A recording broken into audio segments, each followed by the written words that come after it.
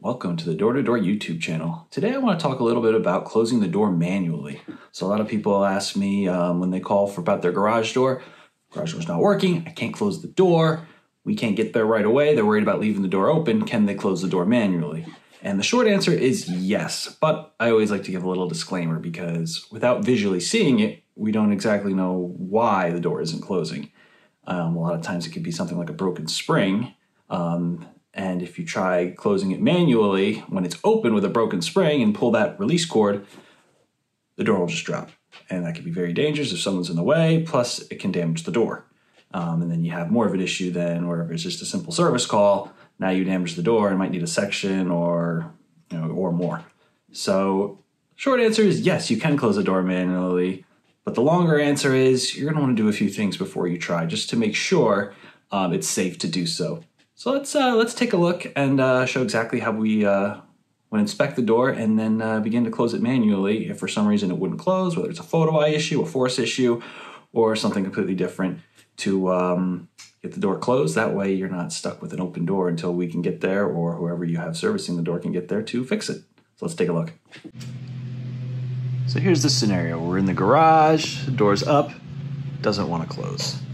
Before we give this a pull, we just want to check. We want to check for any broken cables, springs, anything like that. Anything hanging.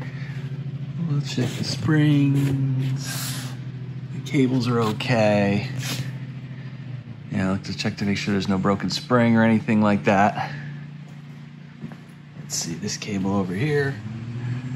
So I don't see anything visually that would prevent me from closing the door. So next, let's give it a little pull.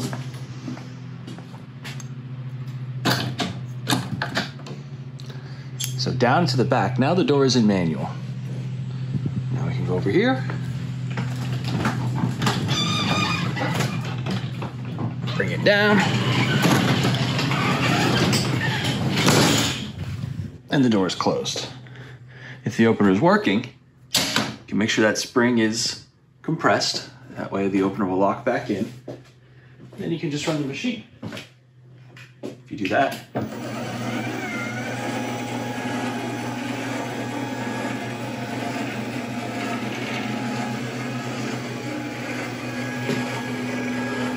help it a little bit.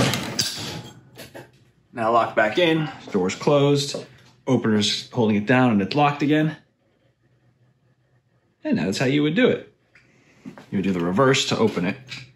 Do a quick pull. Pull. And lift it up.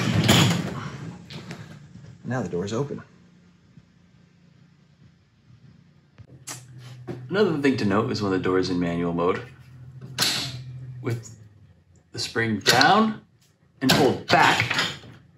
You see that spring is all stretched out there. Now, the trolley will operate and go past that without latching back in, so you can keep it in manual mode.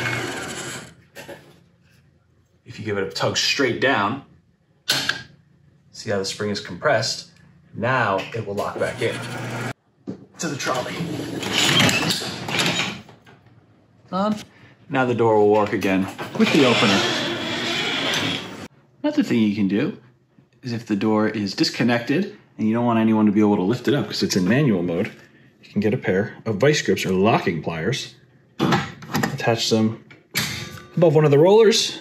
Now that door will not open until you remove those. And that way you can lock the door until someone can get here to, repair or investigate. So there you have it. That's basically how you would go about seeing if the door can be safely operated manually, and you can close it in an emergency until us or whoever you're using to work with to repair the door can get there for you. If you're ever not sure, we're always happy to take a phone call, walk you through it on the phone, or we've even FaceTime people before to help visually inspect that the door is safe to operate manually and close until we can get there to take care of it. So that's it for today. Remember to like and subscribe, and see you in the next one. Thanks. Bye.